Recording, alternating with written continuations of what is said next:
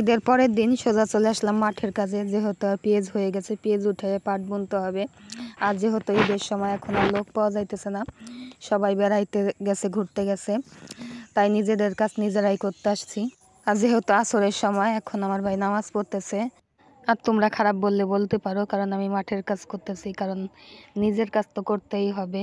আর তোমাদের সাথে গল্প করতে করতে কিন্তু আমার এক মুঠি হয়ে গেছে। আর এই তো দেখো, আমাদের পেঁয়াজ ভালো হয় না তেমন একটা, আর আমাদের এখানে মোট জমি 10 কাঠা। আর তোমাদের সাথে গল্প করতে করতে আমার বলটাও ভরে গেছে। আর এখন দেখাবো আমাদের বাড়ির কতটুকু হয়েছে। এই তো আমার চাষির গাছের আম। আর এখানে আমার ভাই কলা কেটে রাখছে রোদে, আর কলাটা বাতি হয় নাই আর কি, আগেই পড়ে গেছে গাছ।